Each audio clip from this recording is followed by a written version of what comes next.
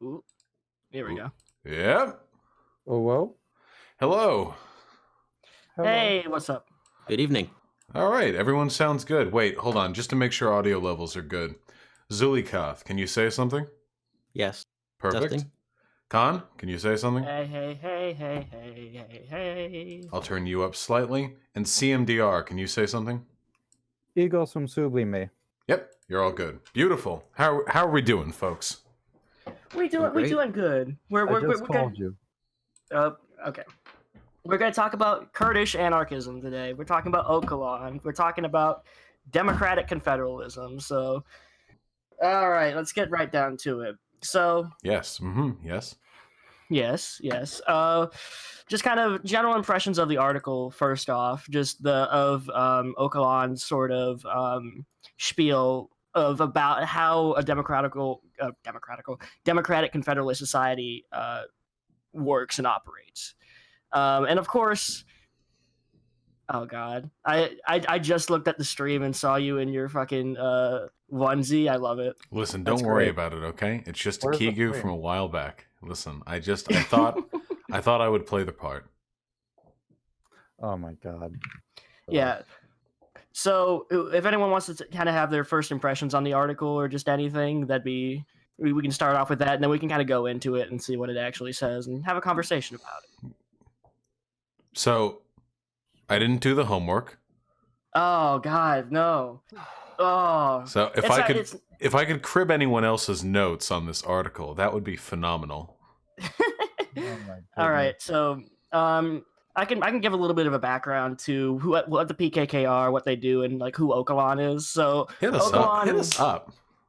Yeah, let's do it. So Öcalan is the leader of the PKK, of course, and he in the 70s and 80s was the PKK kind of started out as this Marxist foundation and really kind of more led towards anarchism as it went along. Like it started out very authoritarian left and then started to go more libertarian right. Our essay that we read today, which is just democratic confederalism, it's kind of like akin to the Communist Manifesto, where it just lays out the goals of what democratic confederalism is and what it does, and it goes into a little bit of history, just talking about nation states and how they operate, as well as just how they, how the Turkish state in particular has operated in relation to the Kurds. There's a lot of important history that I think he kind of implies, but he doesn't really mention. Like one of the things that he says, let me find it in my notes. Yeah. If anyone wants to chime in. I'd love to chime in with one quick thing. Yeah. Could you all introduce yourselves, please, along with this podcast and what your goals are?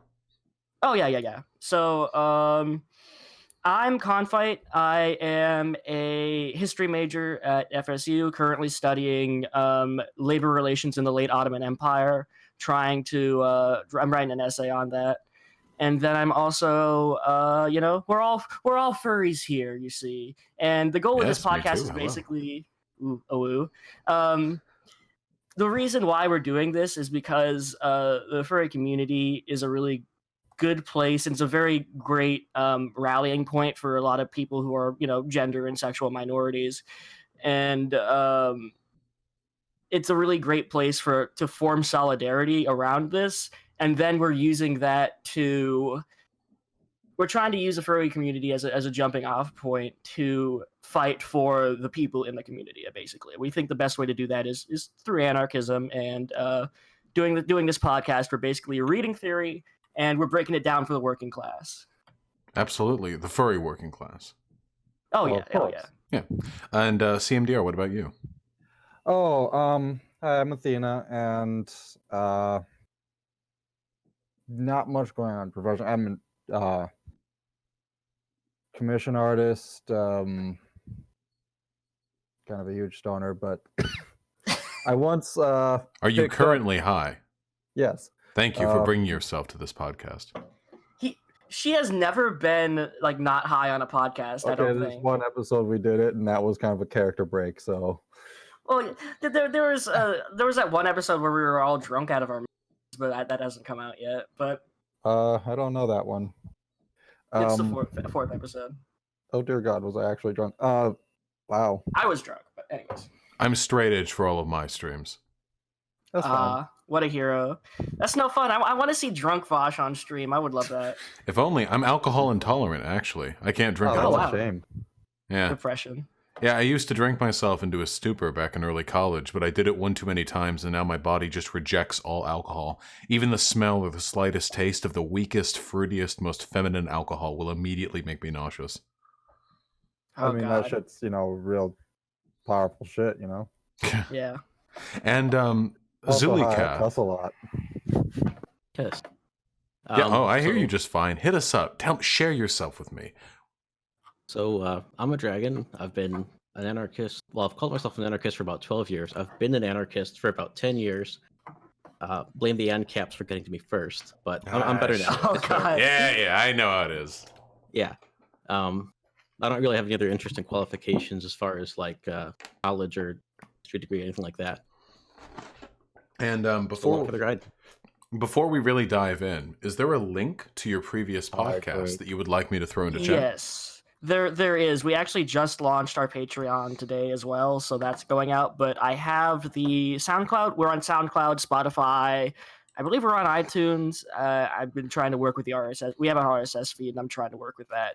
And then we also have a website. So if you just look up breadpilledfurries.com /podcast, that should be it. Or it's breadpilledfurries.wixsite.com because I need to pay for Wix. But anyways, Throw the links in chat when you're next available to Yeah, general I chat. can- I'll post them in the site.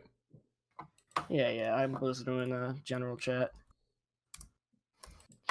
Let me grab the SoundCloud, but yeah, we're just getting started, so we've been doing this for a couple of months now. Wait, are you a SoundCloud rapper? I heard SoundCloud. Actually, like there were so many bot accounts trying to comment on our SoundCloud that were just very obviously like fake SoundCloud rappers. So that was funny. I had to go through them and delete them. Will there be a And by- musical element to today's podcast? Yes. If you want, I'm not drunk enough to do karaoke right now. I'm not drunk at all, so I need to get a little bit more drunk if I want to do karaoke. One more hit and we can sing. Listen, work on it, okay? Get on that shit, all right? I didn't come here for no goddamn fucking musicless anarchy session. Hey, I'm what if we already can one do beer it? in. We're heading there, drinking me some Heineken. Good, do it up. The literature can get a little dry sometimes. Oh, we'll make Yeah. it spicy. I actually am illiterate, so all I'll be bringing to this is spicy dialectical analysis of secondhand takes you guys have off the original theory. Oh yeah. Okay. The whole reason for this podcast, the reason why it's furry based, is also because theory. Let's be honest, people. Theory kind of boring, but furries in theory, now that's exciting. You get that make my pee hard. Now, can I That's all. clarify? Okay, but you can actually literally make porn of theory. No, don't do that. For one, you absolutely can. For two, that I'm pretty sure that's what Phenomenology of Spirit was. Hegel just wrote it that thick so that his mom and dad wouldn't, have the time to peek through it all and realize what was going on between the pages. But Oh my here's, God. I need this clarified, okay? So, furry podcast, I'm here for it. I don't discriminate, all right? I jerk at furry porn, all the time. I'm doing it right now, actually. My hands are off screen. Now, quick question. I Is this see your furry... hand. Is this furry wholesome art community furry, or is this to prepare myself for the stream, I lube up the XL Bad Dragon Nodinator, and We're the other one. I mean, We're usually pretty whole. I mean, we I'll talk draw some about. weird fucking shit, but I only do that for money. Oh God, don't talk about him again. So we usually are pretty wholesome, but we throw some risque stuff in there. I for legal purposes on iTunes, I mark them all as adult content because we swear a lot, and that's fine. So that's Damn about fucking it. Right. gotcha. we do Wonderful. say- Just clarifying. we do- Just clarifying. Oh yeah. We do say some weird things, but that's just everyone says weird things, so we're good. Yeah. I brought my Chance XL. I brought my coloring book. I've got all flavors of the wholesome to degenerate spectrum available here as a side piece to what we'll be discussing. Oh hell You yeah! might want to settle on a plushie and maybe a Dakimakura. All right, we can do that. It's so fucking hot in this thing. All right, hit it up. I want to learn some goddamn theory. I'm here for Look, it. it's almost Alright. winter here, so I kind of want one now. You just said that. All right, so Kurdish Workers' Party, the PKK. I don't know how to pronounce it in Kurdish, and I'm not going to try. So in the 80s, they were started like in mid 70s and stuff like that, and really when they started doing things was after it was after the coup of 1980. So there was in 1980, there was a huge coup in Turkey. Is in Turkish history, there's a lot of coups. Since the founding of the Turkish Republic in 1923, there's usually been about a coup every 20-ish years. That's about how long. Last one was 2013, but even then, the 2013 one is a very much in quotes. But In Turkey? Yeah. Wasn't So- the I'm terribly sorry, just to refresh. The last coup in Turkey, wasn't this like the army is sworn to defend the constitution, and every once in a while the army will like seize power from the electorate, and then like the whole process starts over again, kind of things? That I is thought that was exactly how it Japan. is. Huh. That is exactly kind of how it is in Turkish history for the most part. That's kind of the idea behind it. But so basically, That is wild. Yeah. So Kenan Evren was the guy who led the coup, and he had a huge crackdown on, especially on the because Kurdish people of Kurdish descent were getting kind of rowdy about things. So he had a huge crackdown on Kurdish, and one of the biggest things he did was the government banned the word Kurds, Kurdistan, and Kurdish, and you couldn't speak the language in public or in private. So, which is huge because even like the Ottoman Empire didn't ban things in private life. Like this was unprecedented in Turkish history. This is like insane. Yeah, it's that they pretty did this. disgusting, I'd say. Yeah, it's an authoritarian thing. So after that, basically what ends up happening is the PKK becomes a paramilitary group in the mountains, and it's kind of like in the spirit of the Barbudos of Cuba. And they sort of do hit and run attacks from the mountains, specifically targeting police stations and military outposts. And after that, of course, then Turkey tried to, taking a note from the U.S., tried to do some counterinsurgency operations in the region, which basically is code word for counterinsurgency. Usually, when you hear that, it's code word for genocide, because the only way the ideology behind it, it's mostly about threatening people and making it so that it is unlivable in the region, or it's at least you can't, like, they make it so that you can't harbor people. They don't like it. Like if you show any sort of support for the PKK, they'll just kill you. Well, That's what they typically, want. like that's kind of what happens with any ethnic independence movement, right? The problem, the sentiment the government is trying to crack down on isn't the militaristic wing of that movement, it's the movement itself. And the best way to crack down on ethnic independence is to crack down on the ethnicity itself. So invariably, any anti-terrorist action against the more radical cells of an ethnic independence movement are going to come across against that entire ethnic group. Wouldn't you agree? Oh yeah. That's how it's going to be in execution, but they're never going to present it that way. Yeah, I would say it is, to use the academic nomenclature, rather cringe of Erdogan. Erdogan's a whole thing. That's we'll get to Erdogan. It's pretty cringe, I would say. The entire AKP pretty cringe. That's all I gotta say. Mm-hmm. You kids and your weird slang. Oh, and ooh, sorry. You have to end every sentence. It's like over with the walkie-talkie. That's exactly what it is. We're talking about Daddy Ocalan's bulgy woogie. Oh dear God, kill me now. Oh God. So now we're into the 90s, and Öcalan was basically the figurehead behind this movement for a while. He democratic confederalism as a concept kind of comes into play later, because like I said, from the mid 90s, like he was pretty much a it actually had weirdly enough it had ties to Saddam Hussein, and his Ba'athist party. So there was that. So it was still pretty much a authoritarian sect. And then once you start getting to the 90s, Okolon gets captured in 1999, and there's basically they know that they can't kill him, so they make him try to say that he was sentenced to death, but he actually was commuted to life in prison. So they wanted to kill him, but they couldn't because Turkey was seeking entry to the EU. It seemed bad to kill a huge politician, just for going against the state. So they didn't like that. It's kind of similar to the Luna Livre situation, right? Sometimes a person has so much popular support that even if you were going to kill off their subordinates, killing them would probably spark an uprising. Oh yeah, especially in the Kurdish regions. Also, for a little bit of a geography lesson, if you're running like where quote unquote Kurdistan is, it's pretty much around the southern Anatolia into Syria and into Iraq a little bit. So it's that kind of area. And yeah. So let me look. I'm glad, all things told, glad I was born in America. A lot less complicated here, you know, in terms of whether or not I'm going to die tomorrow. Well, it really depends on the... Because I'm white. See, I needed that qualifier.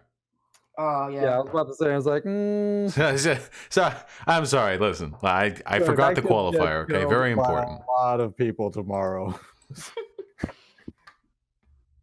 Yeah, the other parts of the world can be kind of fucked. I'm just...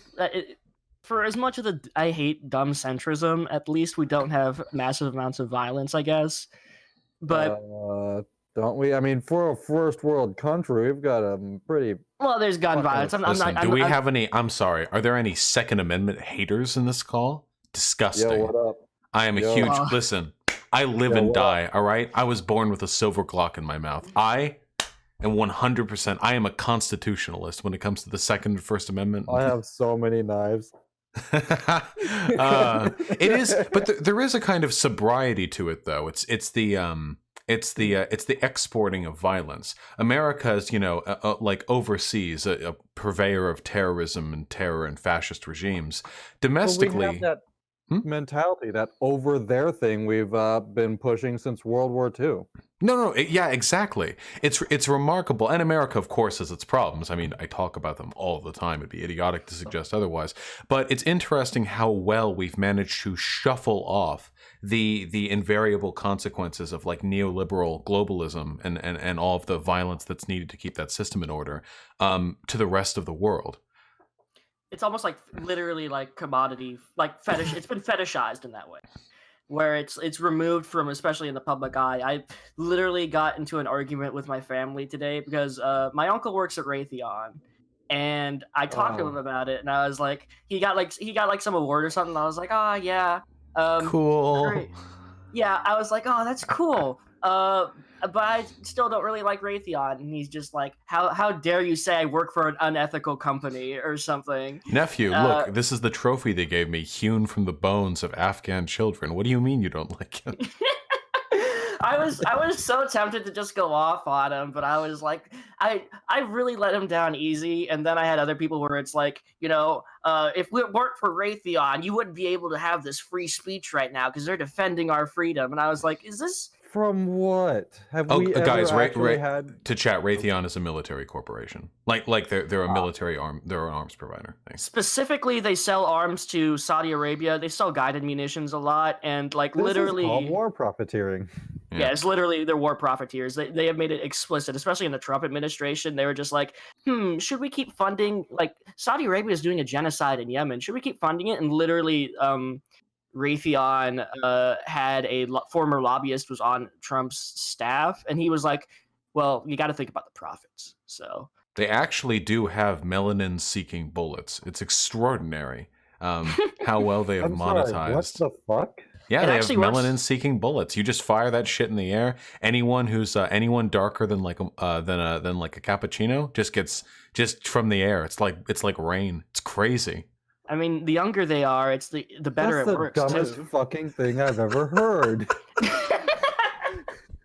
It was clearly That's a joke. just good. I was like, I'm sorry. It is not far out there enough. You don't know. Ridiculous. That's like the thing. You don't know. It's just one of those things like, oh my god, this is a fucking stupid nightmare. In No- 2 years, you don't know. You have no idea what they're going to do. Knowing the fucking Exactly. CIA, I did not put it past him that came up in some meeting in like some dark alley. No, it's just like, this is really too stupid to be a thing, but we are living in enough of a nightmare for this to also be a thing. I It's mean, not that they don't that's want the to. They just haven't figured it out yet. Yeah, they're just waiting on that tech. That's one of the big things with 23andMe, right? That's what everyone's worried about. We gave a private corporation almost complete understanding of the genetic ancestry of most people in the developed world, and like an understanding of how it ties to geography and the actual specific DNA samples of a bunch of people. Who knows what kind of wild shit. Them. We gave them $200 per kit. But I wanted to see if I was like But hey, 1% someone Native found out how- American. But you know, something good came of it because we are really in a cyberpunk era when someone hacks that shit with CRISPR. Oh God! Don't talk. We talk about CRISPR. We need CRISPR will post-birth make- CRISPR. It'd be like revolving license plates in your car, you know? Like, oh Look, shit, my genome's different. You can't track me anymore, you know? Okay, legitimate. Well, no, at the I same would time, love you're that not- Yeah, that'd personally. be fucking sick. You guys aren't thinking big enough. With That's like CRISPR, we can HRT. become our personas. We can be the furries we were always meant to be with CRISPR. But that's not gonna How- work. My persona's a fucking robot. My perspective on what animal parts I would like to integrate with my body is well known, dear. well publicized, and need not repeating. I will. Okay, So I'm the first-time audience surrogate here who doesn't know what you're talking about Listen. and therefore needs it to be repeated. Listen, I love This is the I exposition love scene. horse dick, okay? I think that's some top shit, all right? I don't care, horse body, whatever. Horses are stupid. Listen. I'm just talking about the meat. And I have to say, There's no such things as horses. by the way, true. I have to say, by the way, That's The- woke. I'm sure we all know this in retrospect. I'm pretty sure 90% of the sales for 23andMe were white people trying to see if they could say the N-word. True or Oh false? my Tell me I'm wrong. Tell me I'm wrong. Oh God! Oh, did you see that clip of Lindsey Graham going on Fox and Friends talking about 23andMe? Oh no, I didn't. What that dumb bitch say? He said he was talking about, like, at the end of the clip, he's like, well, maybe I'm Iranian, but not one of them Ayatollah people, you know, the good Iranians. It's a good clip. It's a The very good Ayatollah clip. gene does not run in his blood. Whoop. Yes. Okay, I'm sorry. We got so fucking distracted. All right, It's hit it okay. up. PKK It's Abdullah okay. Öcalan, not dead. Yeah, Öcalan, not dead. He's very much alive. He wrote this article in 2011, and sort of we saw after his imprisonment, we saw like a huge shift of the PKK towards more anarchism, and so he writes this article in 2011, and then the YPG goes on to implement it in Rojava as a good anarchist experiment. So that's kind of some of the history behind it. We can go further into how it ties into Kurdish and Turkish history. There's a lot to go. There's a lot to unpack. Like, I've taken like 3 classes in this subject, and I still don't know everything. So it really goes back to so going into the article, we're talking about the nation state. Mhm. And he kind of begins with that and talking about what the nation state is and how it kind of operates. And from the perspective of a Turkish historian, the biggest thing to note here is that during most of the problems in the region today can we trace back to at least between Kurdish and Turkish, as well as Armenian and other minorities. There's Greek minorities as well. After the Tanzimat reforms in 1830s, the Ottoman Empire was trying to form a national identity. Because before then, the Ottoman Empire was like a loose confederation of things. What they would do is they would just kind of let people do whatever, so long as they paid taxes and gave money to I'm raising the my government. hand. I'm in the back of the class. I'm raising my hand right now. Yes. Oh, you in the back. Yes. Okay, I'm reasonably sure the Ottoman Empire is fake. Whoa. I'm pretty Oh my sure God. I've just listen. All I know about it is what I learned from Age of Empires. Okay, can you? So this was a just to clarify. This was like a largely Mediterranean, like it was around the Mediterranean Sea, and it was an empire that existed for centuries. And in some respects, it was surprisingly progressive for like compared to the sort of feudal European areas. And it was Well, yes, broadly. OSP does have a video on the Ottoman Empire. Damn! If only I could read and talk. Right, and it was largely Muslim, and it was fine, and it fell like right before World War One or during World War One. Yeah, it actually was a fell not so afterwards. So Ottoman- 1923, there Damn, was a so lot of recent. revolt. Yeah, it's surprising. It's but weird to basically, think of how much stuff happened in that last century. yeah. Were they cool? So- Should I stan the Ottoman Empire? There's a lot of cool things about them, but I don't know if I'd be like the Ottoman Empire was actually like really woke and like cared about workers' rights. Like literally, like what I'm writing about right now for one of the essays, my research project that I'm doing, they were just like, oh yeah, kill all these people going on strike. Yeah, kill them. Don't. Oh shit. Yeah. Damn, pretty much. I don't stand that at all. That's some cuck Yeah. ass shit. Yeah, it's interesting reading about that, but not to get sidetracked. So, Tanzimat reforms. They try to make a national identity, and in doing so, making a national identity requires a lot of killing and a lot of basically being like taking away other people's identities. So like it's like doing the Native American thing where you educate them in schools. They did this with the Ottomans actually did this with Kurdish children, is educate them in sort of Turkish schools. And then after Turkey becomes independent with the Kemalist Republic era, Kemal basically rules as a dictator for a little while, and he kind of okay, so My pipe. Ooh. oh god, I just had a brain aneurysm. I'm gonna die. I feel Oh. like the Ottoman Empire was slightly overpowered in Age of Empires. With the Janissaries? Yeah, true. Well, they did actually have magic, so That's true. That's true. That can't. They Yeah. were they did have the magicians. They had that on Yes. us. I'm By the sorry. way, I have no idea what I'm talking about in any context. I don't even play Age of Empires. What's a video game? What Listen. even is a video game? Yeah, listen, just to clarify, listen, I'm not trying to derail, okay? Listen, I'm engaging with this content. I'm here for it. All right? No, we're We're good. creating content. You might even say we're doing labor. Content, homie. That's what I'm talking about.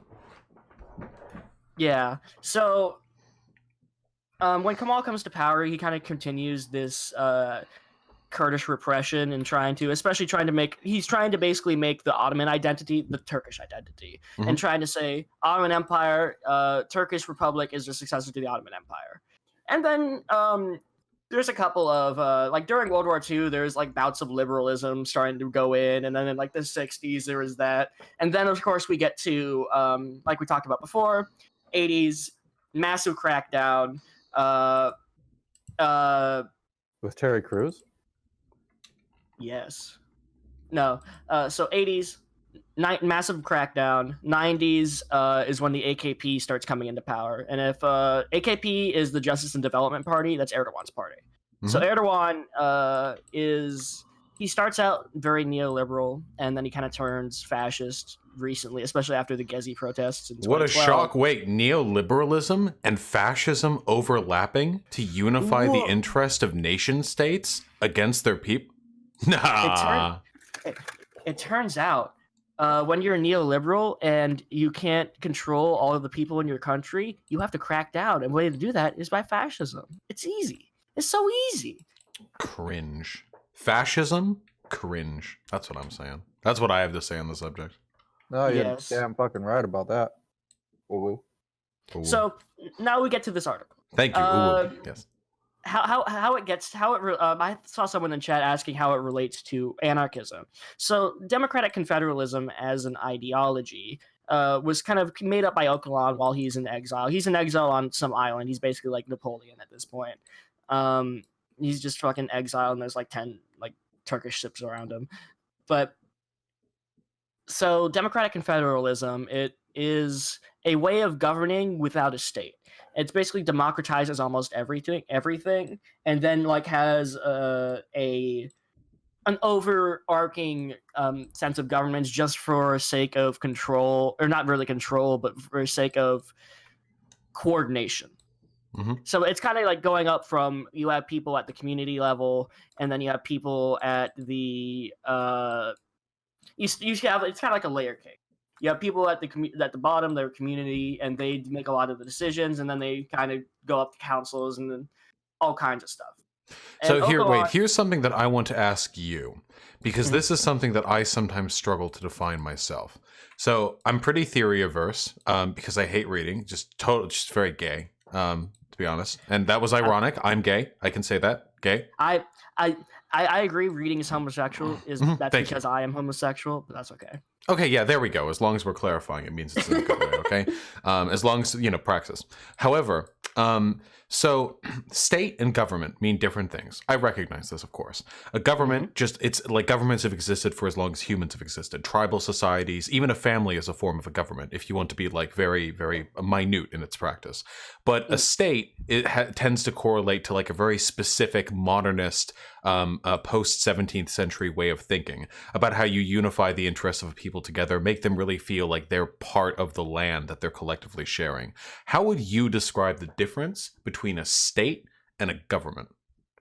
So the state, the state is what, the government is how. The state really, I kind of say that's kind of true. The biggest thing is that the state, you have a defined territory with the state. There's rigid borders, and it's all about, especially with nation states, it's about having a certain identity that gives the state a what's the word here? Not for some reason I was saying it gives it a syndicalist. No, sovereignty over the people in that region. Is that a Pokemon? No, it's Big Hat Man, like a sultan from the Ottoman Empire. No, I mean syndicalist. What the hell's that? Oh, wait, anarcho-syndicalism. Never mind. Syndicalism is a bunch of unions. It's a lot of unions. Oh, sorry. I thought you said syndiquist, like with a QU. I was like, what, like Cyndaquil? So yeah. Pop culture reference. So government really is like, government basically forms whenever you have a group of people around. Like imagine like your friend group, and you're talking about going out to lunch. In a sense, there's aspect of government there, but in a very real sense, also what the state is defined territory. You have recognized by other states is a huge one. It has to be recognized by other things, like, because you can't have a state that isn't legitimized by something. And then also usually legitimized by force, though. Yeah, there's a monopoly on force as well is the biggest thing.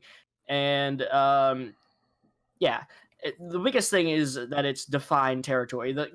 So defined borders, defined land, consolidated into some form of central authority. Not entirely. It doesn't have to be a fully central authority, but there has to be some way, some bureaucracy by which it is determined that one has jurisprudence over another, and finally a monopolization of violence within those borders. Yes, I would say that. That's a good definition. And then government is just how the people decide to do things. That's pretty much how it works. So democratic confederalism, what we're trying to do here and how it relates to anarchism, is that it is an anarchist ideology. It is for the abolishment of the state. And because it makes sense, like going over Kurdish history, as we've discussed before, the state has not been nice to the Kurds. The Kurds have been without a sort of state for a while now.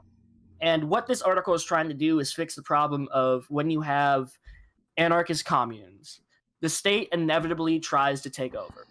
And so the way to do that... You necessarily need to have something that can recognize as a state all of your own. Otherwise, someone's just going to come in to basically your house and say, this is mine now. Well, yeah, pretty much. Like what we did to the resources. This Oh, is God. this is what's happening right now to Rojava, of course, and it's one of the reasons why. See, I didn't realize this until recently, and I apologize for my ignorance. I describe myself as an anarcho-syndicalist. It's been pointed out to me that anarchists don't believe in any kind of transitory state, so I probably fall more broadly under the purview of libertarian socialist. But whatever the case may be, this is something I really worry about for revolutions, you know? It doesn't seem like there's any way to avoid getting immediately dogpiled by your neighbors through a revolution unless you're willing to bid at the power of a state to accept the legitimacy granted upon statehood. It seems it's very saddening. I mean, we see what's happening right now in Rojava. It feels as though it feels as though just that the ideal form of government is one which is not at this point capable of rejecting unideal forms of government.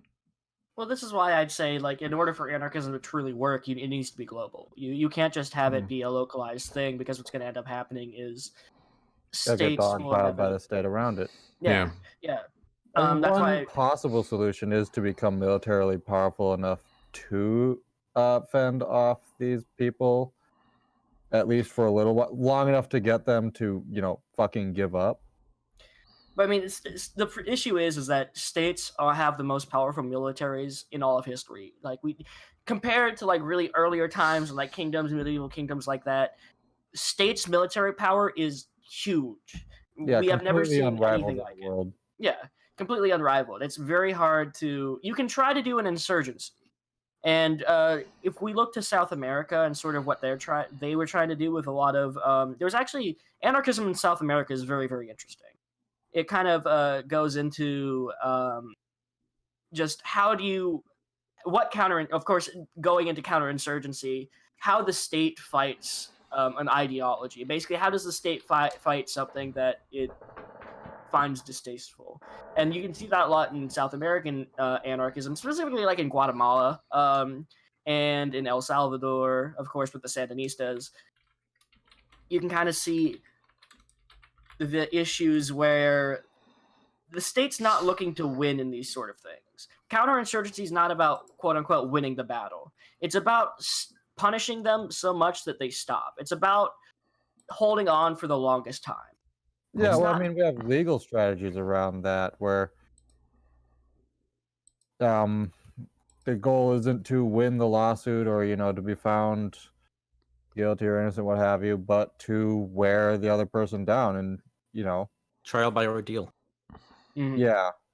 That's one of the things I wonder, like from a strategic perspective. Let's say you're the Kurds, okay? Let's say, all right, let me imagine. Okay, I'm going to put myself in the Kurdish headspace, okay?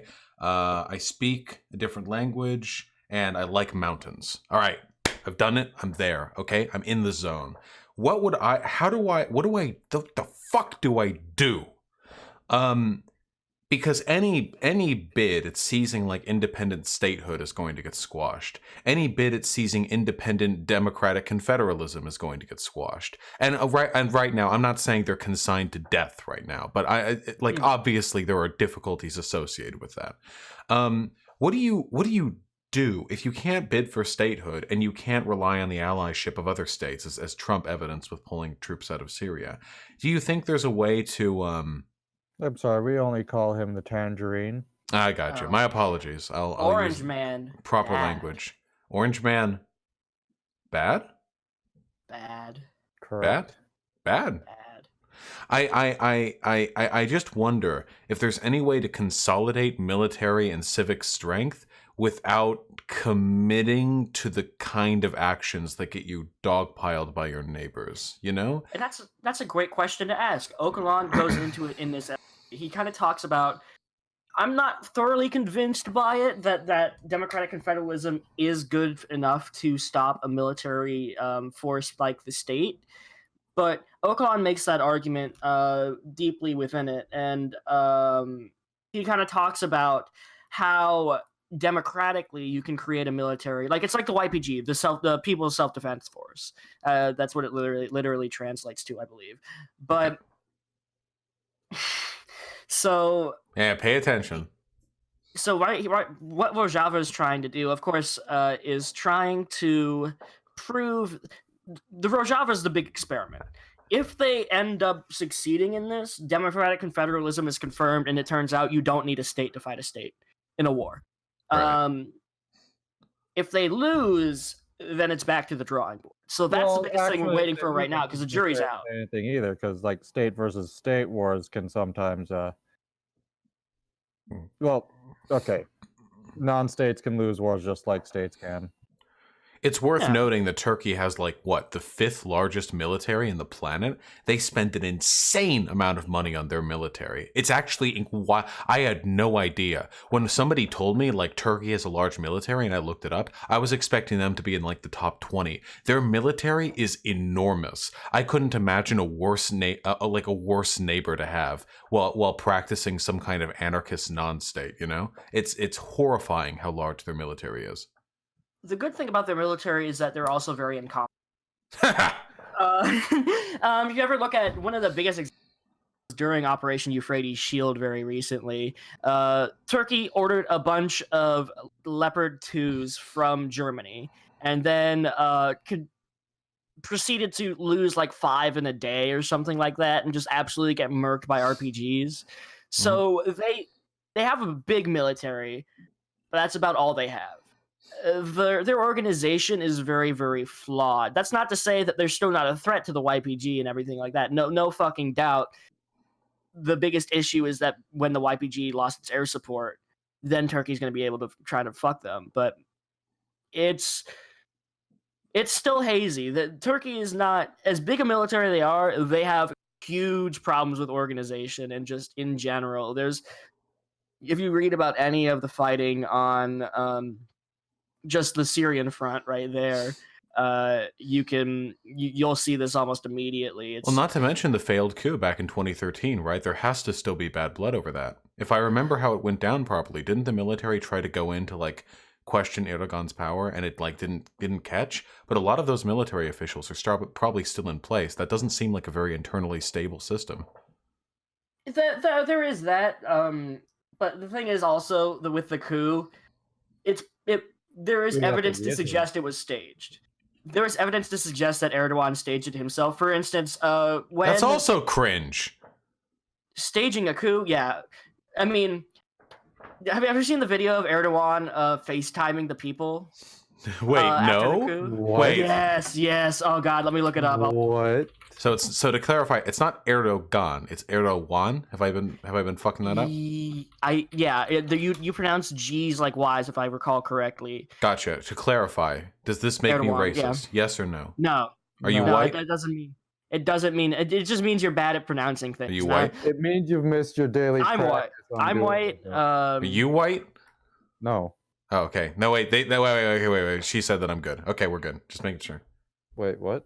You said I'm not racist. Yeah, no. Nice. Cool. Validation. I've never done anything racist in my life. Wait, hold on. I'm really curious about this FaceTime. Hold on. Oh, it's good. It's good. I have it right here. Honestly, this is the weirdest direction this podcast has ever gone in. Yeah, wait. Oh, hold on. I tried to what chat do you want me to link it in? Yeah, there it is. Yeah, I've got it. I mean, obviously we can't speak, but I want to see what the aesthetic is.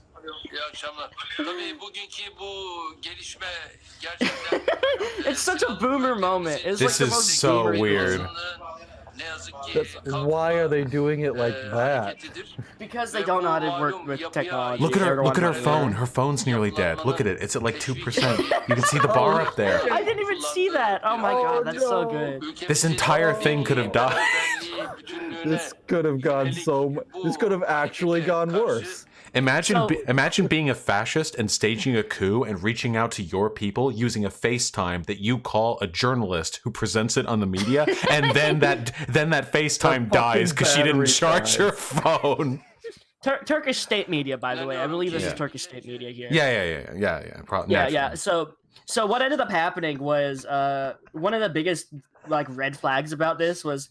So the military bombed the parliament building, but weirdly, no one was in the parliament building. So nothing happened. Like no high-ranking officials were killed. Like Erdogan wasn't there, or anything like that. So it leads us to believe that something was going on. And of course, Erdogan. The stated excuse is also fucking hilarious because Erdogan just blamed it on the Gulenists, and Gulen is this guy who was friends with Erdogan for a while, and then they kind of had a falling out, fake friends and all, and Gulen lives in Pennsylvania now and is trying to start like a bunch of Muslim fundamentalist schools. So Gulen is in no position to do that. He was literally just trying to. Erdogan was just literally trying to take a pot shot at someone he didn't like. So there's that. All right. Oh, is Turkey Sunni or Shiite? They're Sunni. Okay, gotcha. So that means they have tensions with Iran, correct? Yeah, they don't really talk a whole lot about. So Erdogan, with the rise of the AKP, has been trying to. He's done a lot more with Iran. Turkey, for the most part, remained after the Kemalist Republic, remained quote unquote secular. It's secular in this, even like in the sense of like the United States, where it's like they're secular, we are secular, but religious fundamentalists have a huge stranglehold on our.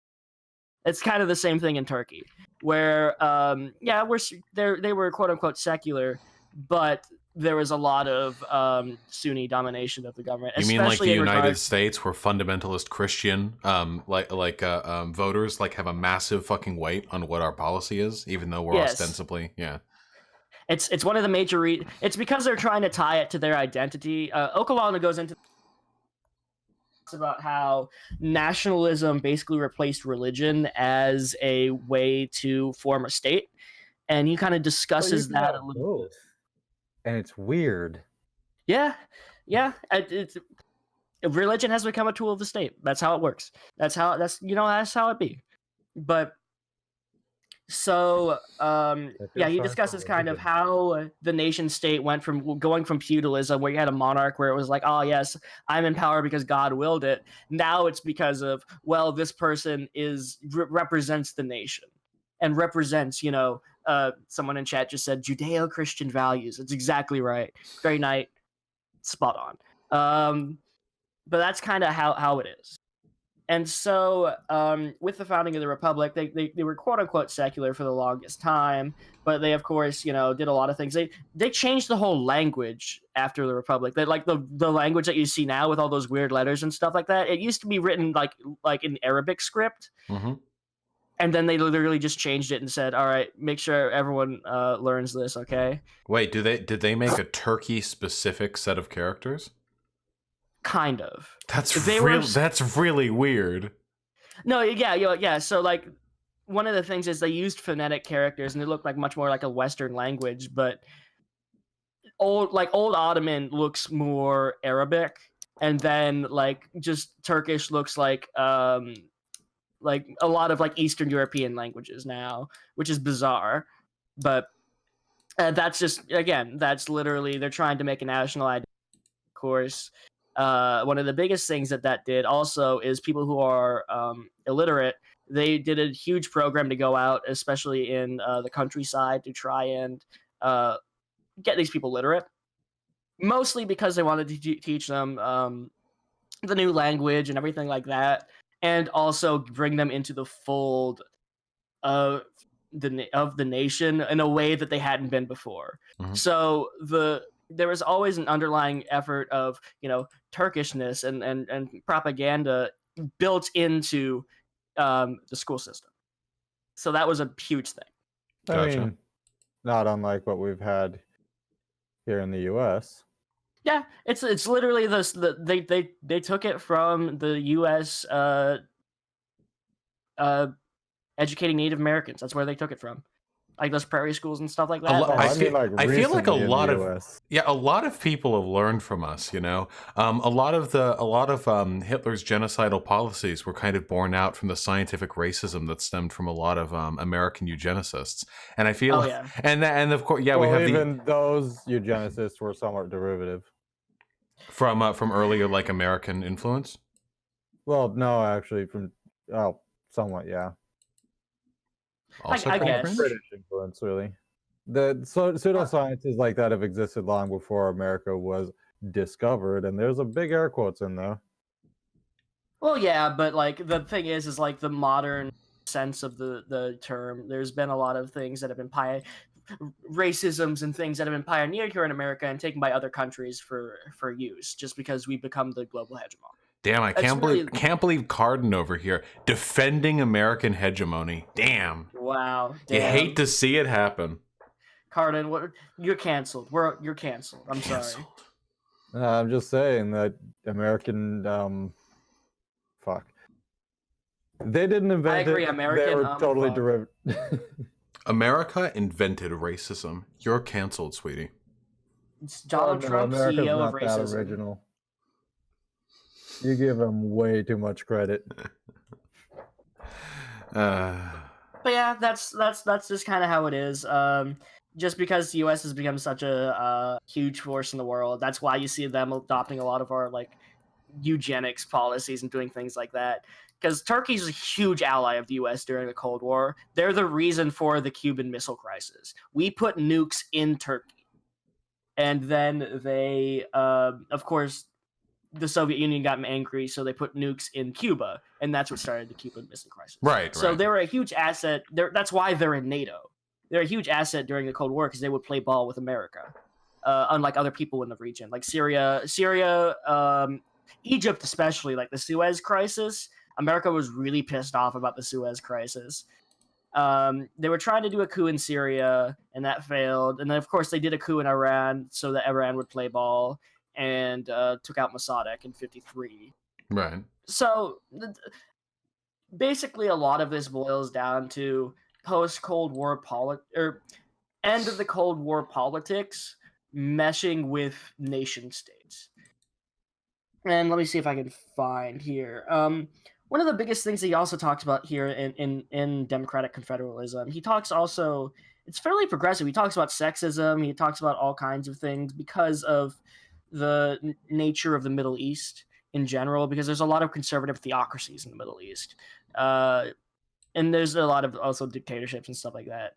But it's one of the things where he's talking about why you see even like one of the biggest problems here, even in the West, there's almost like a fetishization of like Kurdish YPG women fighters. It's like, oh yeah, so progressive. They're women fighting, but it's full like the undertext of that is like mostly U.S. imperialism, because it's like, oh yeah, we got to support them, and then we got to free them. We got to give them freedom. I mean, honestly, like, Rojava probably knew like the risks that they were accepting when they started to work with the U.S. in that area, right? Not that they had a huge choice because they needed the arms and support and everything. And I'm glad they took that option. You know, things might have worked out a lot better for them if it weren't for Donald Drumpf's withdrawing of troops. But I feel like that PR can be good though, right? I mean, even now there are Republicans who are angry of us pulling out and abandoning the Kurds. Fuck optics and respectability politics. Well, it's not respectability politics. It's getting people from the world's most powerful imperialist nation to think that you're not worth bombing to death. I think it's something. Especially it's a political move. Well, it's just they're playing the game of politics, and that's how That's a dirty fucking game. It's marketable too, because you have all those pictures, all the cute like fucking Kurd girls, you know, lined up in their military outfits. I saw so many pictures of that back a few months ago before yeah. It's just a little bit. It's just something to think about, because they're probably dead now. Okay. Hey, I have a little bit more faith. They're probably languishing in some Turkish prison, being tortured a lot. Okay. There we go. Okay. All right. Thank you for the optimism. Yeah, there we go. I'm not sure which one of those is more optimistic, to be perfectly honest. Damn. Listen, I hope they're doing well. That's what. In a Turkish prison. In a Turkish prison. In the end, basically, really what democratic confederalism is, and what he argues in the paper, is essentially a system wherein it's multicultural and multi-ethnic. Like, he goes into later in the piece talking about all the different kind of minorities in the region. Like, he even talks about like how a lot of Israel's problems would be solved with confederalism. And I think there's a little bit of stuff I disagree with that, because one of the biggest things is that in Israel, there's a lot. It's an ethnostate, and it's more about people always talk about the Jews and whatnot, but there's a hierarchy. Oh no. People who are there's a hierarchy of power because there's Ashkenazi, the first Zionists, and they were trying to colonize that area for oh god. No, just listen. No, it's just hey, Israel's an ethnostate. It's time to talk about the Jews. Now, let's name the types. There are Ashkenazi. Here's their skull shape. Oh no! I'm sorry. Listen, I argue with so many fucking Nazis. That's all. I saw that earlier. I saw that shit earlier today. The brain worms have infected you really now. spicy. Okay, listen. That was a really fun discussion. Okay, I had a lot of fun with that one. Oh god, What? Every listen, I have like one of those tickets that you get from ice cream parlors where you get the sticker every time you go, and on the 10th visit you get a free ice cream, and for me it's the N-word pass. If I can argue with 10 actually like 20 IQ brain dead conservative grifter black guys, then during the 10th one I get to drop the N-bomb. I'm waiting. Yeah, it's like PG-13, you know. Yeah. You've just got the one, right? Exactly. I've got 3 going so far. There we go. Yeah. Oh man. Ooh. Okay. Ooh. Of course. We'll talk about here. We'll get for all of you who have been anxiously waiting in chat, talking about when are they going to get to furries. We'll get to anarchism and furries here in a minute. I swear. I swear I will stop gushing about Ocalan and Turkish history for 1 second to talk about furry history. But so yeah.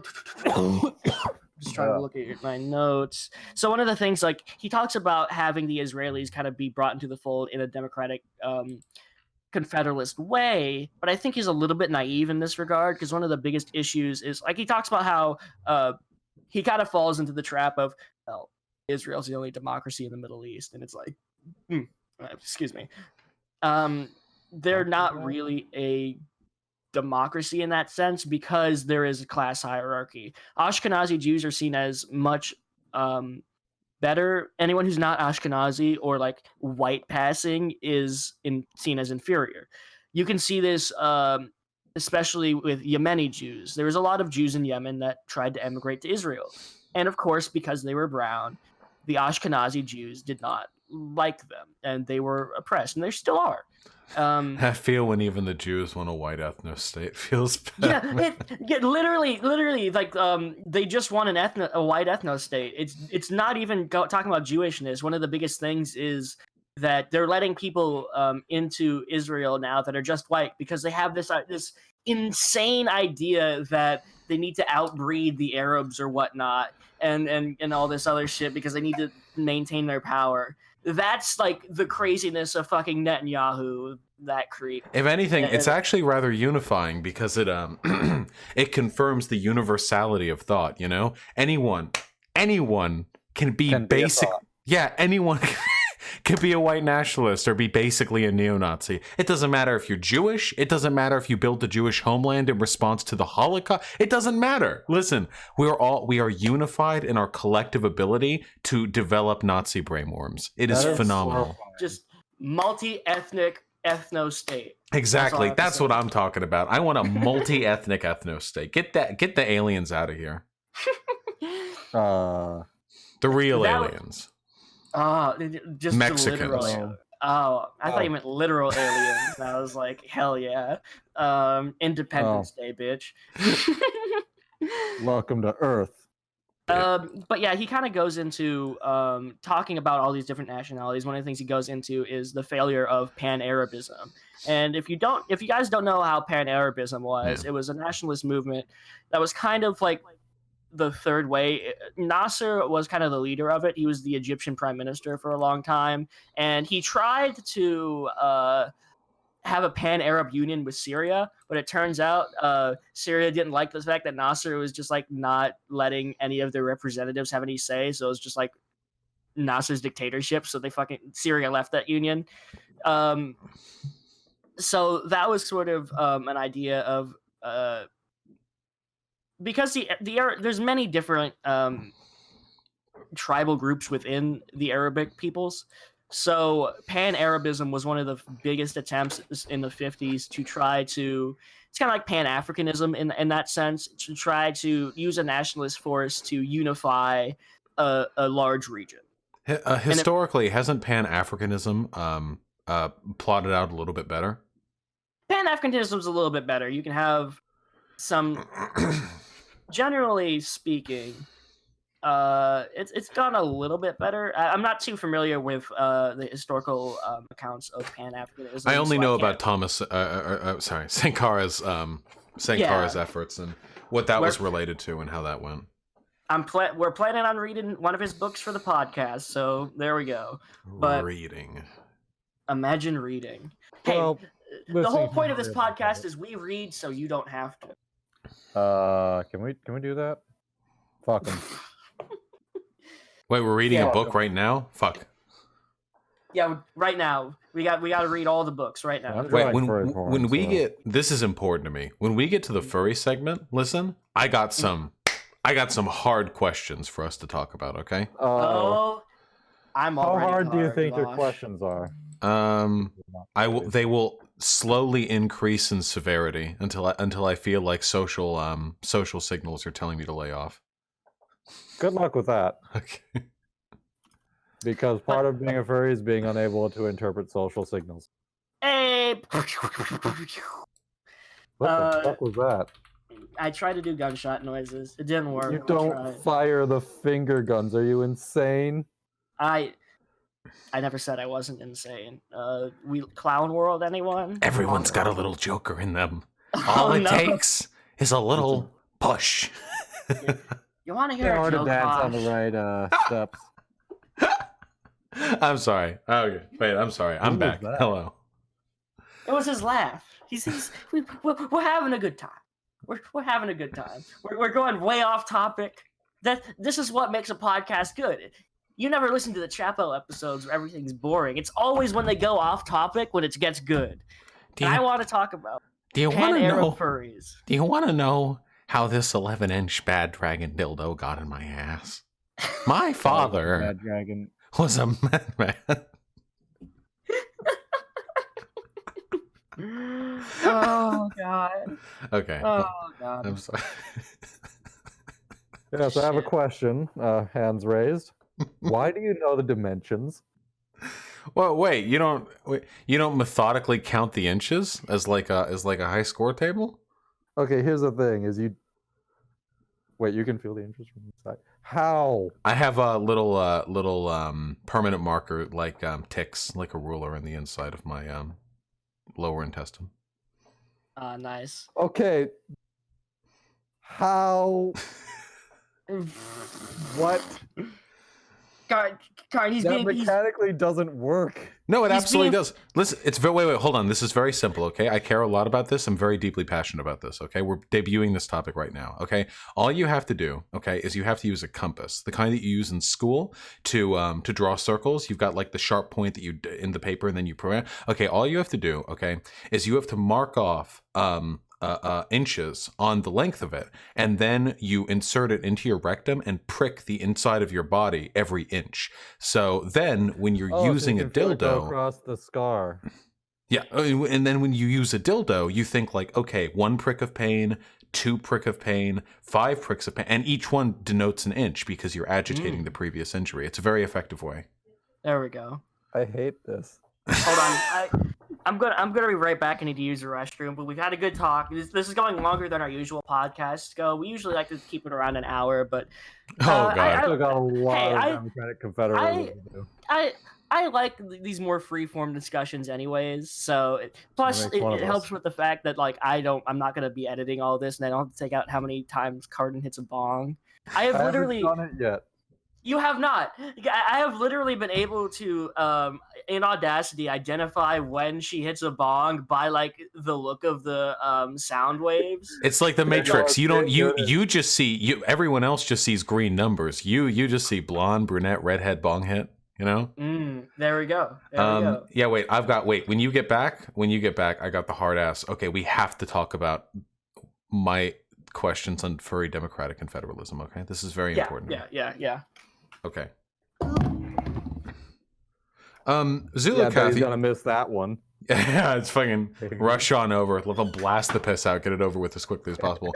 Zulu Kathy, you feeling all right? Yeah. Hell yeah. That's what I'm talking about. How do you feel about democratic confederalism? It looks pretty neat. That's what I'm talking about. I've Fuck had yes. Sexy. The wording in the whole document is a bit different than what I'm used to, like vocabulary-wise. So I've had to do a bit of thinking over it. I kind of wish I'd read this, like a month ago before talking about it instead of a day, because it needs time to mull over. Yeah, sorry. I think my presence here kind of shot any possibility of there being a serious discussion of the contents of the article. So I apologize for that. That's actually really relieving because I was like all serious and shit, and it was like, oh shit, we're getting involved with another podcaster, and we're reading this new essay. What the hell's going? We're doing so much stuff, and it's just like, yeah, we're doing it up. Listen, it was intense. I love the audience work too. I have way more fun chatting it up when there's folks watching. Excuse me, sorry.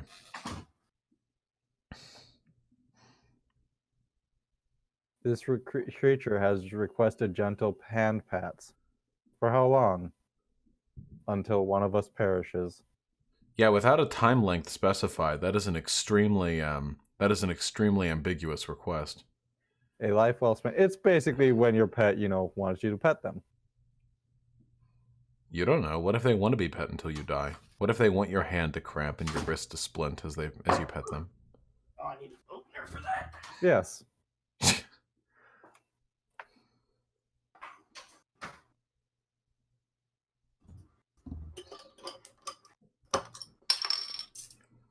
If I recall correctly, Vosh is not a furry. Okay, guys, listen. I'm not a furry. I don't even know what the fuck it means to be a furry, okay? I've had people who say they're furries, and all they do is, like, they jerk off to furry porn, and I've seen people who go in fursuits and go to cons and actually have a fursona that they draw online as a representation of their own person. So there's such a broad spectrum. You could literally just have any one thing that qualifies you as a furry. I mean, literally the only thing is, like, to be a furry is you just say you're a furry, and you're pretty much a furry. Cool. That's how identity works. Listen, here's my hot fucking take, okay? We've all seen Zootopia, right? Mm-hmm. Okay. Mm-hmm. Have you, really quickly, have you seen Beastars? It's an anime running this season. It's really good so far. I don't know. I have not seen Beastars, but I have seen Agretsuko, which is actually also very woke. But anyways. Yeah, because Agretsuko is Proletariat the anime. Yeah, I mean, if you don't come out of that a socialist, I don't know what you were watching. Literally, Todano talks about fucking modern capitalism. What a hero! I love Todano. I cannot overstate how much you guys should check out Beastars. Watch that show. Okay, duly noted. I wrote it down in my brain. Yeah, it's really good. It's CG animated. It's all anthropomorphic furry stuff. Mouse tiny, lion big. But it's really good and gripping. Whatever the case. Macro stuff, fun.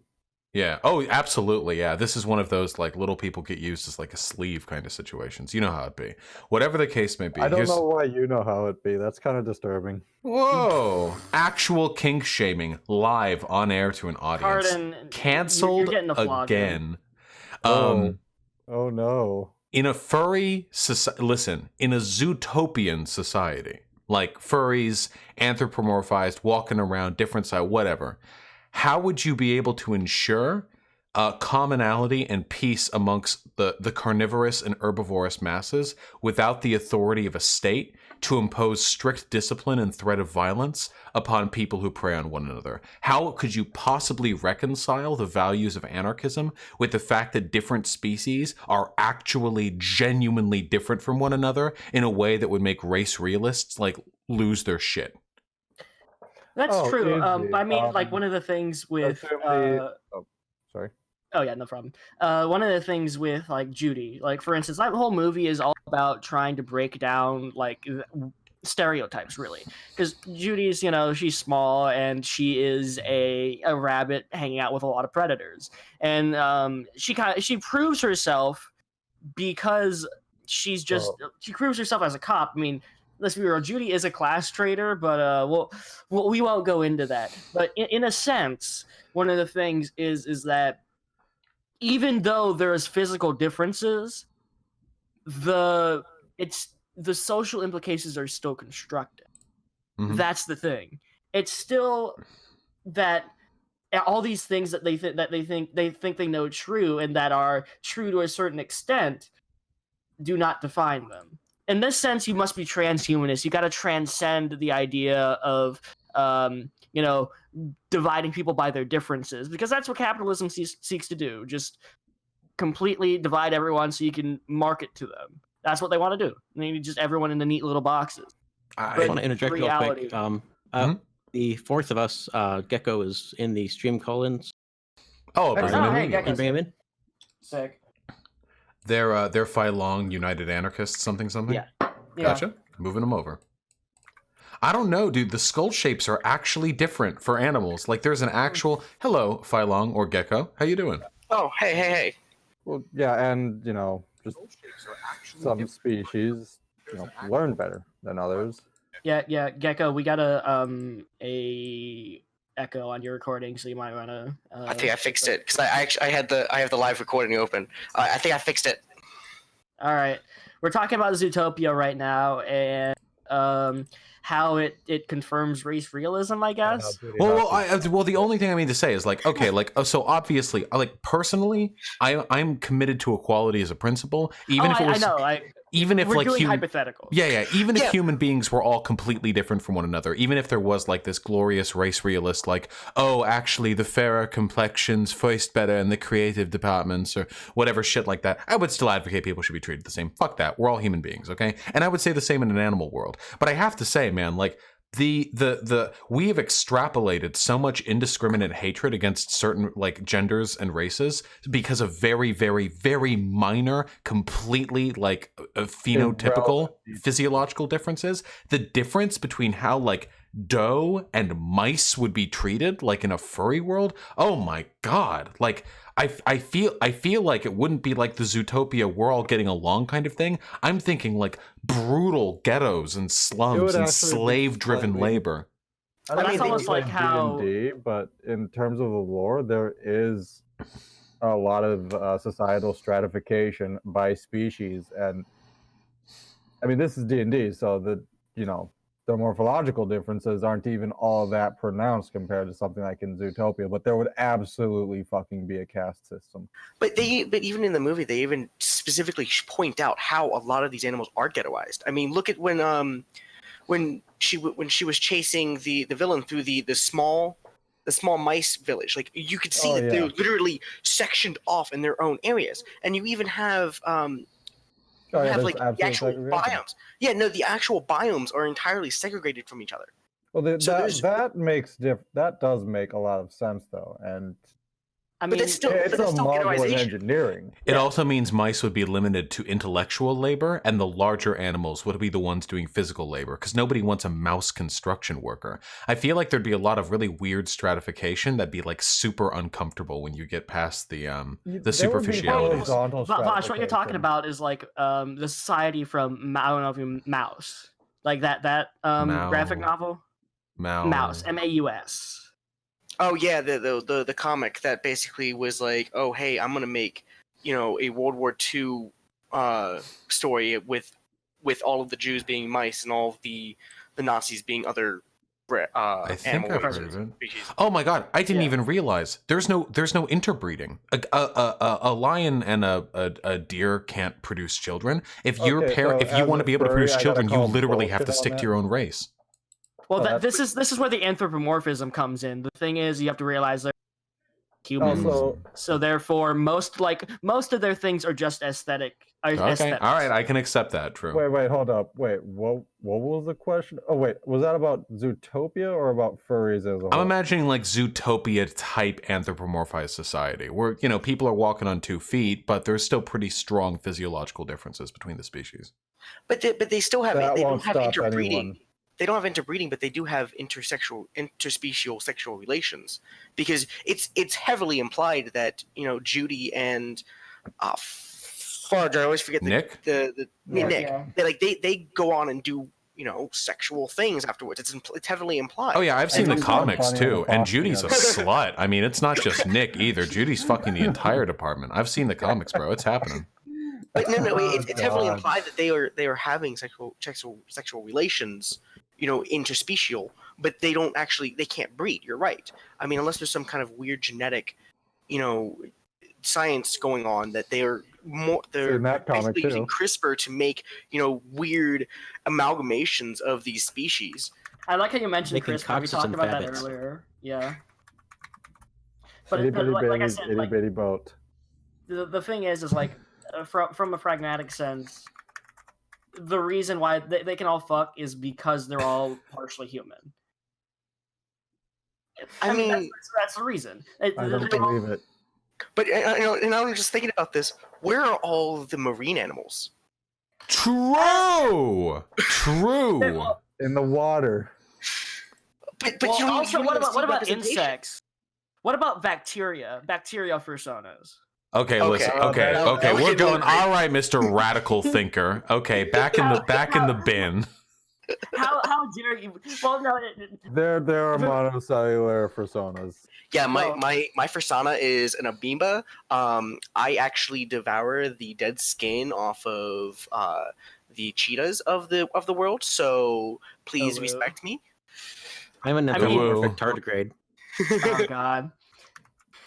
Well, that's the thing. It actually kind of gets down into why we can be kind of tribalist, because humans like to interact with things that are similar. For instance, the reason why people are so grossed out by insects is because they have more than just one pair of eyes. Sometimes they'll have 6, or they'll be like so weird and like have 6 legs. It'd be so crazy to be like, whoa, that thing is so weird. But Okay, with at like the same time, mammals, with humans mammals, will attack bombs like with anything, including these spiders and a fucking Roomba. I mean, I think in Zootopia there only are mammals. Are there yeah, any there's other? only mammals. Can we all Yeah. just agree that people who fetishize I'm sorry if I'm yucking here, but people who fetishize insects, that's disgusting.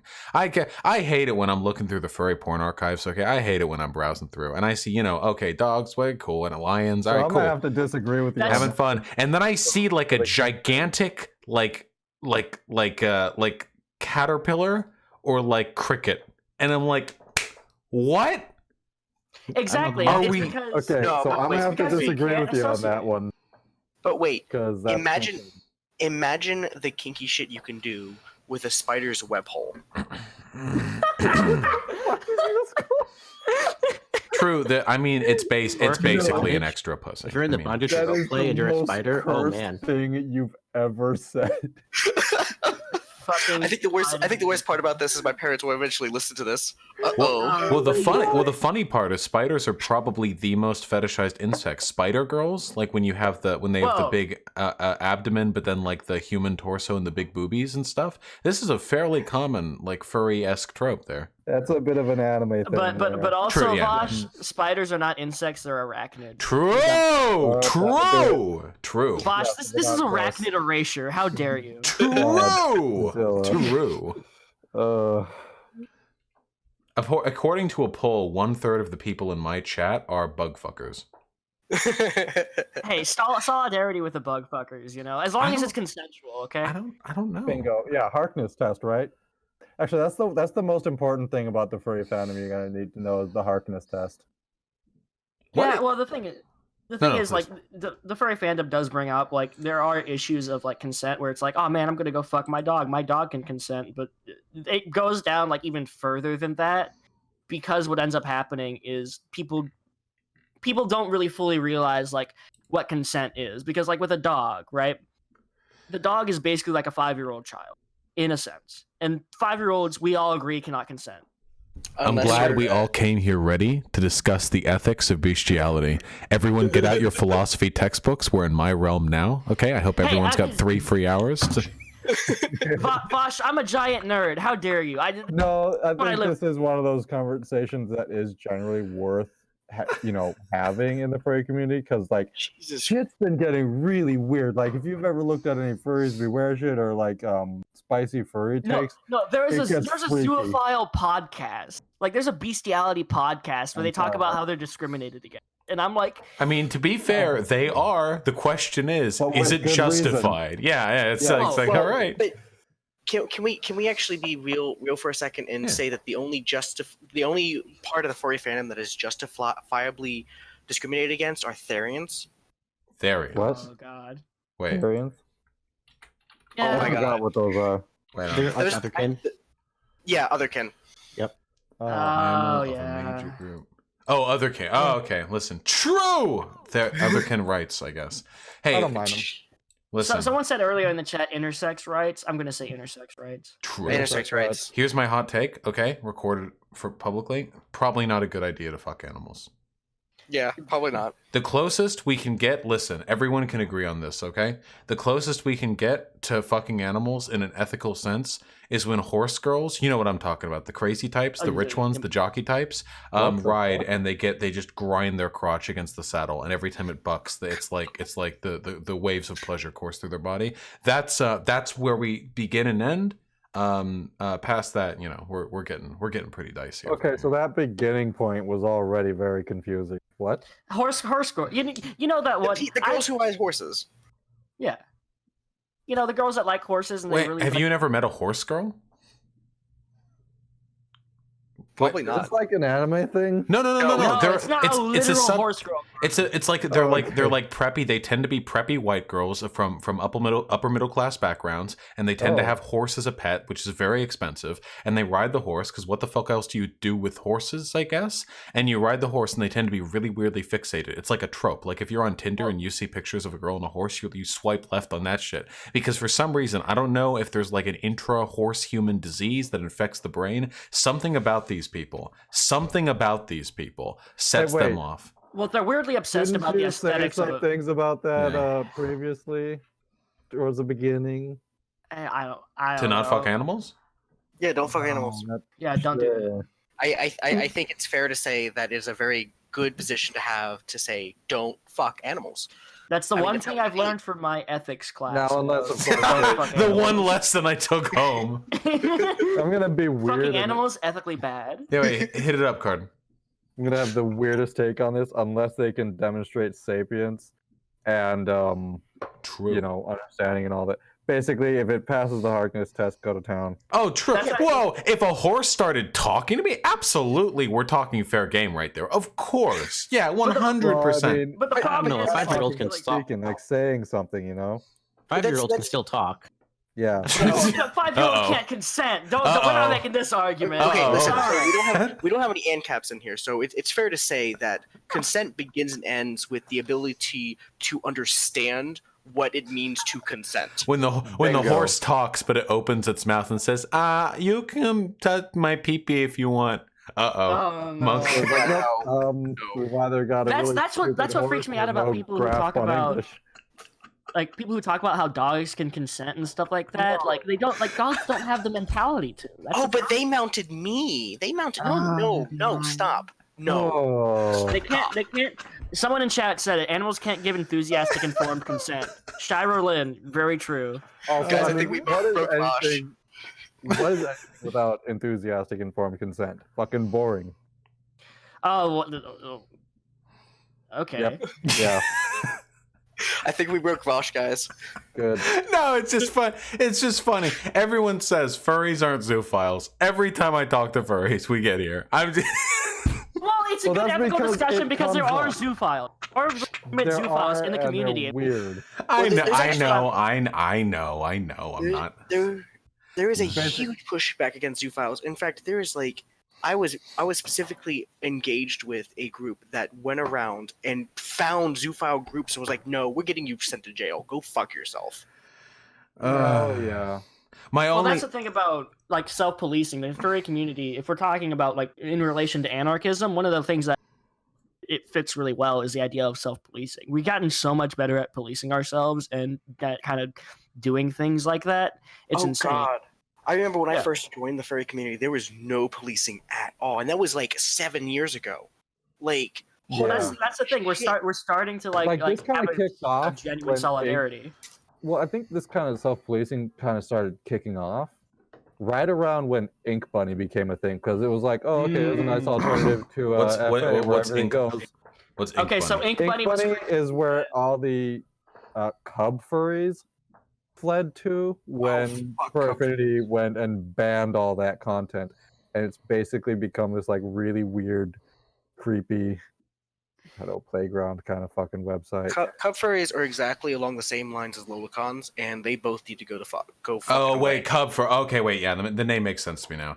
Yeah, I mean, Yeah. like at the end It's of the a cute- day, at the end of the day, like it's obvious that like one of the reasons people get into furries is because of a fascination with the aesthetics of being an animal. Obviously, Oh, like yeah. that's clearly Yes. the case, and it's obvious that that's probably going to demark itself, at least in some people, in like a cautious interest in the aesthetics of zoophilia. But the difference between like expressing that interest or like satiating it with like anthropomorphization, which is like 99% of furry porn, with it's just got like the cheetah head and like a bumpy cock or whatever, and actually engaging in zoophilia is fucking enormous. In fact, I would be willing to bet the vast majority of zoophiles, at least in the United States, are not like furries or don't even know what furries are. They're just fucking weird rural people, you know?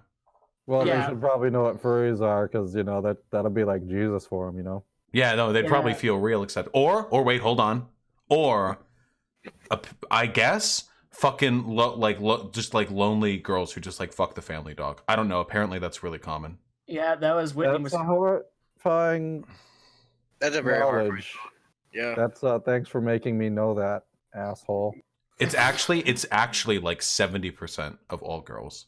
I hated everything Oh, that you say. are we makes going me into the mad. dumb incel dog pill shit? Don't Gotcha. take the dog pill. You think, hey fellas, you This is can't the get first I've laid? heard. You know who is getting laid? Fucking Bruno. 190 Oh, pounds, big fucking God. dog dick, knock you can never have. Fucking like the Chad dog, fucking girls left and right. Well, you're out there fucking quadruple texting Susan, trying to get fucking feet pics for $20. Okay, Bruno is out there absolutely blasting, just demolishing these holes. Okay, and Bruno fucks nuts, and then walks over to get the fucking kibble, drags the girl along behind, just fucking drags them by the knot. It's fucking wild. Take the dog pill. Take the dog pill. It's wake up. So it's not a pill; it's actually a pepper.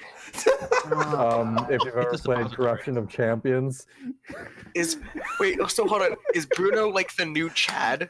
Yeah, Bruno is the Bruno's Chad dog. Brown, he's got a jawline like crazy, big fucking big tongue. They love it. Just big fucking dog dick. And girls can't resist. All right, cursed thought right here. Incel dogs. yeah. No, that's what pretty much 90% of all domesticated dogs are incels. They're because they've fucking never gotten incels. fucked They in their look, life. they look so stupid, most dogs. They're stupid wrinkly faces. I can't stand that shit. Oh, God. Oh god. So Gecko, you weren't here when we were talking about the serious shit. You came in with like the meme stuff. So Oh, but that's the best. That's the Yeah, best. we missed where we were talking about some kind of anarchism or democratic confederalism shit. Got him. Oh, okay. So I guess we have to get back on topic, right? Only the state fuck No. can redistribute Stacy pussy to human males after Bruno's had his fucking Oh, fill. no. That's Wait, a is that fuck- like that's- is that like that meme where like where everybody's like making fun of the incel and Karl Marx comes by and it's like, we'll redistribute all of the things that you need, and the guy looks up and goes, so you'll give me my state mandated girlfriend, and Marx is like, who the fuck are you? You're so fucking weird. Go away. My version of the comic, Karl Marx says yes, and then they both like double team a state mandated girlfriend again. I thought it was gonna be even steamier, where he just says yes, and then Marx dresses up like a girl and is like, "I'll." Yes, and she takes like the fake beard off. Yeah. No, leaves the beard on. Bearded women. Yeah, no, absolutely. It's an aesthetic, and I respect it. No. But I The think- new I think- aesthetic is dick girls. Oh god. Oh, hello. What? But so one of the things I wanted to say, like, Vosh, you were exactly right when it comes down to the aesthetics of it, because the reason why people anthropomorphize things is because it's, people want interesting sexual experiences, but at the same time, there's the problem of consent, like with say a dog or something like that. So if you have that dog and say, well, what if that dog was able to enthusiastically and have informed consent? that's basically what There would be no philosophical Okay, argument cool. against it at that point. If we had like holodecks where we could just like fuck animals or whatever that are just like it's just like force fields and computers or whatever, there'd be no reason not to. I think I think getting past the degeneracy of it, I think that part of the reason we're alive is to broaden and diversify our experiences to the greatest possible extent, to live meaningful lives where we can experience everything the world has to offer us. Sometimes some of the things that we might be interested in trying are barred off due to ethical reasons. If you can find ways to circumnavigate those ethical problems, then I don't see any problem with continuing with it. I have no like I don't have any problem with the concept of like pleasure seeking or hedonism. What? Wait, is that like those hentai comics where like the guy goes over to this girl's house that he really likes, but her cat automatically turns into like this enthusiastically consenting girl, and it's just like, well, I'm having sex with an animal, but it's actually a woman, so I guess that's okay. I mean, that's a really old story, and dear God, at least nowadays it's like more consensual, because that kind of story in the past has usually involved some form of blackmail.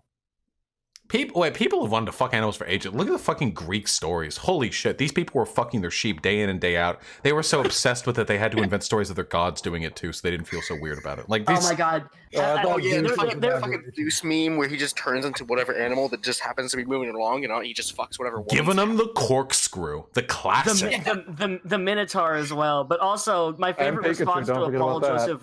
Okay, so my favorite response to a Paul Joseph Watson tweet was talking about something, he's doing his usual thing, talking about like how Greeks were so great, and someone posted a picture of like a vase where there's like three dudes, like one, like the dude was getting planked, like he was getting fucked in the ass and sucking a dick at the same time, and someone depicted it on a vase, and it was just... Wait, what? Yeah. I know what that's what it is. Oh my god. So they got like a little Eiffel Tower going on there. Yeah. Oh my god. The Greeks, they knew how to party. How many years? Like a few thousand years before the Eiffel Tower was invented. Yeah. Oh. And back then they didn't have a name for it. They were like, this position fucking rocks. Yeah. I hope someone comes up with a name for it one day. I hope there's a metaphor for this in the future. I bet they'll have flying cars. Or, sorry, flying horseless chariots. Yeah. Okay. This is like, that's like the 50s style, like retro, where it's like everything's new and cool, but it's all like in a 50s aesthetic. Like the Jetson. Like, Honestly, I would appreciate the 50s aesthetic.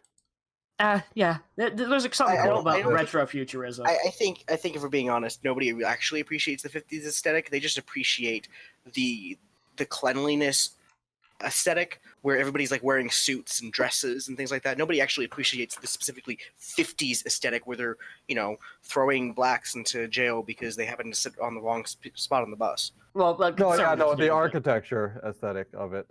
The architecture. I'm sorry, I will say one thing. Here.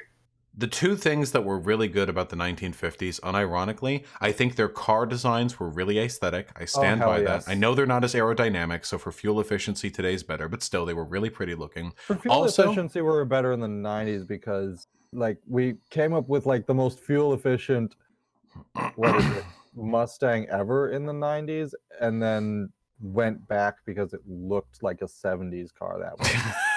I mean, if people aren't gonna buy it, then like, what's the point? And also, I have to say, I do have a fondness for swing dancing. I took some Lindy Hop classes back when I was in college. Some East Coast swing, and just the boppity beats going on. You know what I mean? And it's coming back kind of now with electro swing. I think that like dance hall aesthetic has Yeah, that dance hall aesthetic has like a validity to it, Honestly, I could really be convinced to, get into swing and like do that. Originally, my plan for learning how to dance was capoeira. The other good part about the 50s was the Dulles brothers, am I right? Got him. True! I love overthrowing governments. I like that. That tastes delicious. I remember I was reading a book the other day, and I was like, I found CIA tried to do in the Congo, where they assassinated the Marxist president. It's just so depressing. Well, we still have that though. I mean, we still do. Have it in Venezuela. We're still trying to overthrow governments. Yeah. Chavez totally died of cancer, boys. Don't worry about it. I mean, let me stand Cuba for like 5 seconds and talk about how amazing Castro is. That he basically turned, that he basically turned the person that was supposed to assassinate him against the very state that hired her, and then married her. Well, I think the What? biggest thing about Cuba is like you have to argue that like That's a power move. people who are like wealthy Cubans in Miami who are just like, oh man, Castro sucks. It's like, well, the alternative is Batista, and Yeah. what you Is say what you will Batista? about Castro, he's not Batista. Well, and let me kind of throw some background in here. My grandfather's from Cuba, and he absolutely hated Castro. But let's also be real. He owned like 50 acres of estate. So Gusano, I see. yeah, Well, that's the thing. Also, like people also don't realize, like when you see Cubans in Miami, they're all white, and so people are like, oh yeah, Cubans are all right. No, there's a lot of descendants of slaves in Cuba. The reason yeah. why everyone is white in Miami is mostly because Oh, dear God, Cubans what are that you doing? escaped are actually, God, Vosh, what are you doing? Can you fucking focus? You're a professional, goddammit. I'm sorry. I see some fern Are shit. we and actually I just get out of professionals? focus. No, I'm not. I'm not a professional. I don't think any of us are professionals, Uwu. Can you be professional at talking? No. But yeah, so Cuba there's a race in Cuba is hugely interesting, and there's a lot of history behind it. But like, I think a lot of it's kind of fetishized because we like to think of Cubans as like white Miami people, when the reality is that there's a lot of descendants of slaves there. Yeah, just most of them are still in Cuba.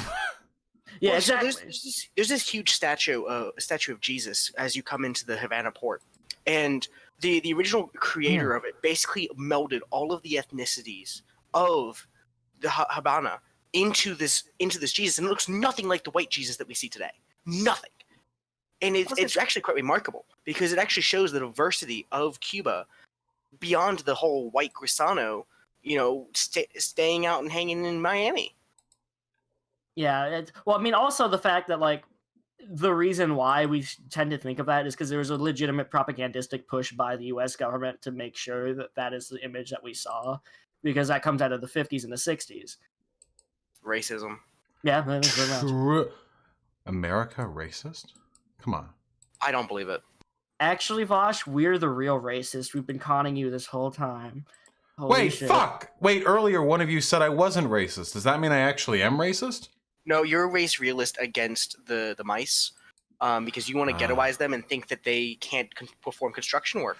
So you're the real race realist. Vosh canceled. We own the channel now. Get out. Damn. All right, I'll give you this month's earnings.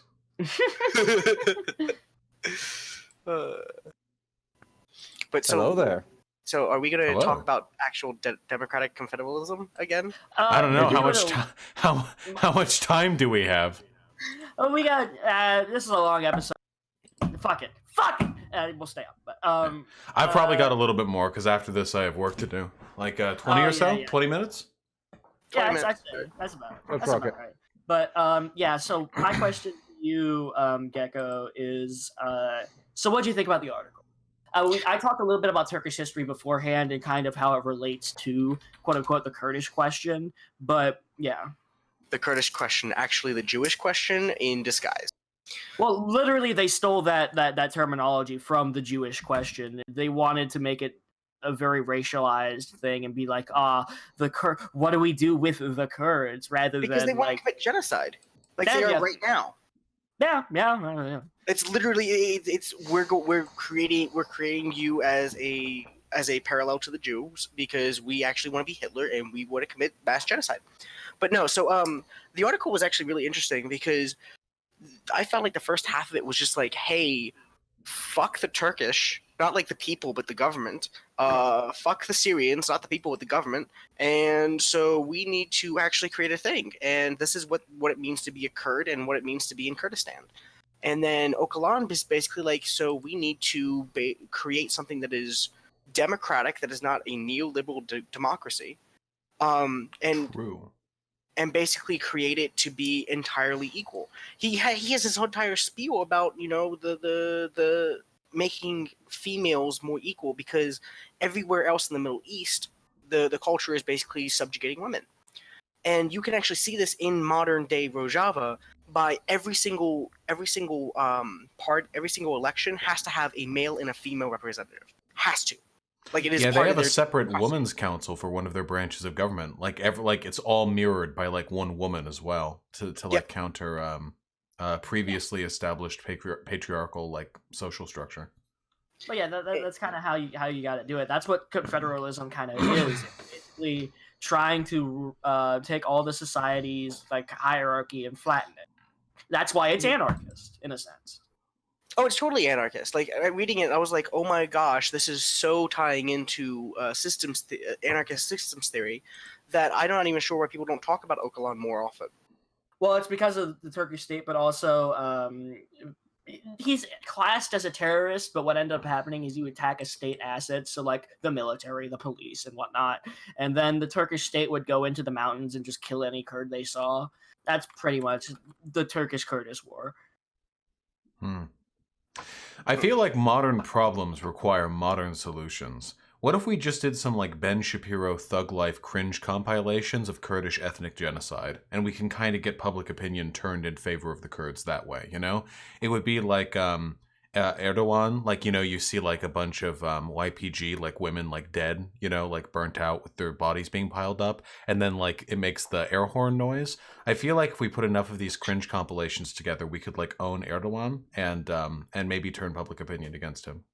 Well, but you have to make sure that you don't get demonetized by YouTube for that. True, So, you do need the ad bucks. You do need the ad bucks. Yeah. I mean, we just need to, instead of actually contributing anything to Rojava, we need to raise awareness that Rojava exists and do nothing else. Just Rojava because exists. right now they're actually trying to. Erdogan is actually trying to like assimilate Rojava, and the Rojavans, as far as I'm aware, are like, yeah, you know, it kind of sucks, but at least we still go on existing. Well, no, Bashar al-Assad is doing that because Turkey wouldn't assimilate him. Turkey would just kill him. Oh, was it Assad doing it? Okay. Assad, yeah, they turned to Assad. And if Assad has a lot of issues with his government, I mean, let's be real. In our hearts, everyone's a Baathist, but that's a hot take. Oh, no. Oh, no. And the anarchist podcast, too. Oh, God, everyone's succumbing. Everyone's falling to the Baathist flavor. Hey, listen, I get it. I understand. I took the Tito pill like 3 days ago. I'm sorry, I'm still a Huaxist. Just spilled bunkers everywhere. Oh God, anarcho-monarchist. That's the enlightened centrism of anarchism. Everybody's a king. Every man a king. Huey Long gang. Let's go. I've never spoken to an unironic anarcho-monarchist, but I do know. There are none. I do know some unironic anarcho-fascists, and that's good too. I know one of those. One guy that we like a lot. Oh, don't! Oh no, Ross. I won't say his name. No, we're not bringing up a friend. We're not bringing up friend of the pod. You can stay out of this. Friend of the pod. He's the whole reason why we're doing this, though, because literally he's literally the only reason. It's the hilarious part. Anyways, quick history of the pod. So the reason why we met in a about furries and anarchism, and there was an ANCAP in there, and we decided to do this podcast because we got so sick of hearing his shit that we were just like, you know what, let's read Conquest of Bread and like show this asshole, and that's what happened. Well, because it's also this huge thing that theory is kind of inaccessible to the majority of the working class and even some of the quote unquote middle class, which isn't a thing, but that's another story, because it's a lot of it is hidden behind a lot of jargon, this academic jargon that pervades a lot of the theorists. It's fucking impenetrable. Yeah, because let's even the originator of communism that is supposed to be like the most equal society in the world, and Marx and Engels, they were fucking intelligentista. Like they didn't have to work. Fucking Marx was a drunkard. Like all they did all day was sit around and write books and jerk off. Well, hey, Marx we cannot confirm nor deny that. You have no evidence that he didn't. They did two things: write books and each other. Yeah, I ship it.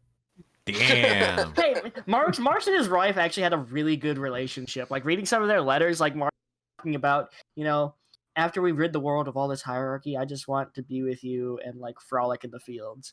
And it was really cute. Okay, that's really weird because that's the type of thing I say to my partner. Well, I think it's cute. In general though, men were like fucking gayer back then though. They'd say some weird ass shit to each other. You know, like my Oh heart God. longs for Well, your no, tits. I was reading this like really bad like reactionary book on communism, and it was talking about like it mentioned those quotes, and then it was like, see, Marx is really feminine in his wiles and how he was really doing things. It showed a disease of his mind. It was written by this fucking Mormon guy who from the FBI, but oh God, How it was hard? bad. How hard would the praxis be Well, here's if I mean, like that's letters sort of came out like and like Marx was trans? okay. So here's my the God. thing: is it is not too far off because we tend to have a lot. We tend to agree with Marx a lot. But I mean, yeah, Marx kind of changed the game when it came to, because before then you just had kind of like utopian socialism, and now you have like an actual theory and the dialectic and what. Well, even the anarchist tradition starts with Proudhon, which basically wrote alongside Marx and berated the fuck out of Marx for creating a, and I quote, cult of personality. I like that song. Oh God, I can't wait for trans Marx though. But, Okay, hang on, I got you. But I do want to make a. Hey, look, it's Bruno. Listen, wait, really quickly. No. Can I just say, So listen, where would I post this when I find it? I'm on the hey, it's in my Discord stream discussion channel. Listen, Cool. I'm on the forefront, okay, of the anti-theory line of libertarian socialists, okay? 100%. I'm out here. I believe, and I have always believed this very firmly, and people sometimes make fun of me for this belief, but it's something I genuinely believe in, okay? This obsession with theory being the necessary cornerstone of leftist praxis is cancerous as fuck. And it's perpetuated it's perpetuated by people who aren't even academics, but who are sub-academics who want to LARP at being academics by pretending that they understand the nuances of books that were written by people that with And like it gives us 6 a tiers of halting education problem. higher than them. So they an misunderstand elitism. what the yeah, it's elitism. And it's incredibly condescending. And because they don't actually have the drive, or in many cases the intelligence, which is fine, theory is really hard, to understand all of these concepts, they end up misunderstanding them and then repeating like half-baked misinformation to other people. All you need to do good leftist advocacy and good leftist praxis is to recognize on a basic level that capitalism is hurting the world, that it is good to foster equality, well-being, and camaraderie amongst people, and that this can be achieved in, among other ways, workplace and class solidarity amongst workers, and by seizing the means of production. And there's a whole bunch of really simple stuff you can get across in the course of a pamphlet over 15 minutes that, if understood well, would allow most people to be effective leftist advocates for the rest of their lives. The idea that theory is the be-all, end-all, like, book guard on what determines whether or not, like, your form of praxis is valid, I think this is an incredibly reductivist, elitist, cancerous, and counterproductive mentality that the left needs to move past. And also, wouldn't hurt that, it's also I- a halting problem. Well, I actually totally agree with you, Vosh, but there's also, I kind of have a different take that kind of counteracts, but sits alongside, because we need to understand theory to know what to do after the revolution, right? And then that's one of the reasons that we started with Conquest of Bread, because it's talking about what you do after everybody's on board with this leftist theory. What happens after we're all like, okay, let's just dismantle the government. Because if we don't sit down and have at least some part of the leftists who are leading this, some kind of vanguard, I don't know, let's be Leninists now. If we don't have some kind of group that understands how to structure the society to counteract these measures that will lead back into the state, lead back into capitalism, we don't have some kind of group that is like, okay, this is how we can structure things, and this is how we can actually build, dual power, then it just falls apart as soon as we have the revolution. And we just revert back. I do not to disagree with. But I feel like even that understanding can be simplified into truisms that come from like the more academic or the more learned people, rather than this expectation that absolutely everyone needs to be familiar with like the depths of capital. Well, there should be a version of all these books that is just translated into a contemporary English. Everything that you need to know in any of those books by a competent author could be summarized in 20 pages in plain 8th grade English. I believe this very firmly. And that's That why I is true. stand memes so hard, because memes are basically the pamphlets of today. Because nobody's gonna sit down and let's be completely honest. Nobody's gonna sit down and read a 15-page pamphlet about why the fuck capitalism sucks. They're gonna laugh at a fucking meme that's about some dude sitting around a fire with 2 other people in the collapse of society, going, "Yeah, at least we made our stockholders so much fucking money." Like, that's what's going to hit when it because they're going to becomes. be able to laugh at it. They're going to be able to connect with it and be like, wow, It has that to be fucking relatable to your sucks. life. Yes. And of course, that comes with the caveat that memes can What? concepts and like stuff like that.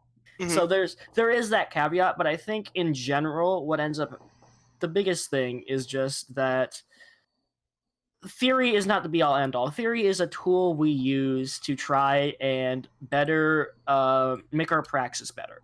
It's a tool that we use to try to understand how to work with the world, and that's pretty much what it is. It's not about theory being the be all end all, or it's like, ooh man, like holding people at gunpoint and being like, ooh, I'll read this line of Capital from memory. Do you know it?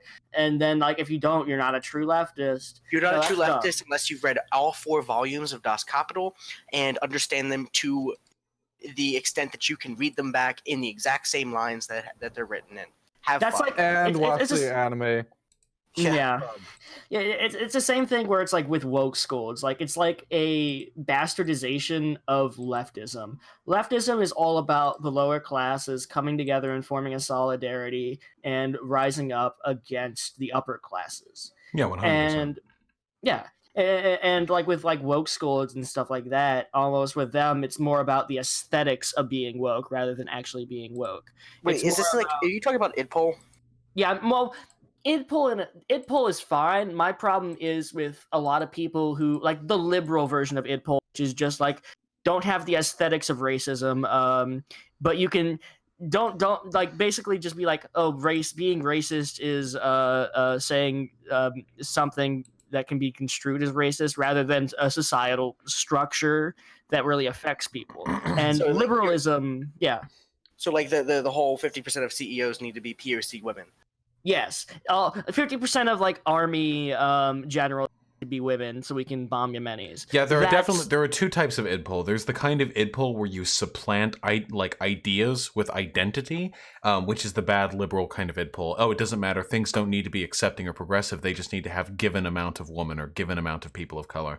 And then there's see Barack Obama. Right. And then there's the broader kind of idpol that everyone engages in, which is politics which are oriented around identity. White nationalism is literally idpol. Idpol is tangential, or sorry, not tangential, is essential to intersectionality, the concept of like, hey, maybe reparations would be a good idea because systemically black people are discriminated against. That's all fine and well. Usually when people disparage idpol, it's like they're really fucking like useless, meandering, LARPy liberal stuff. Hey, we're coming up on the 2-hour mark here. I'm gonna have to dip pretty soon. Do we want to hit with like a final praxis? More black trans. To counteract redlining, we should evict all of the gentrifiers and just put black people in those communities for free. Better idea. Housing's a human right. Yeah. Sure. Yeah, 1000% housing is a human right. Only Having 1,000? enough food and water is a human right. There we Right. go. Is that what we're settling on for the true? I mean, Yeah, should we make it true. more woke? Yep. Should we make it more woke? No, that's fine. We can settle with that. True! Oh, Absolutely. healthcare. Being a billionaire is a human right. There we go. True. Everyone feels weird, man. Everyone, I want to see some unhappy frogs in chat right now. Quickly, everyone turn it around. No Way more to trues. go. No more trues. False. Not true. I will be honest. This is not the way I expected this stream to Right. go, but it's almost good that it. Sorry, someone asked for This it. has been fun. This has been very, very fun. I enjoyed it a lot. I'm glad I was actually able to make the last little bit here. Mm-hmm. Yes, it was a lovely time, and I really appreciate you guys letting me on. Oh yeah, No, yeah, we appreciate you letting us on. This was Gee, interesting. Oh fuck yeah. Yeah, I mean, the biggest thing is like we're trying to like kind of grow and kind of do stuff, and like letting us on this platform has been really awesome.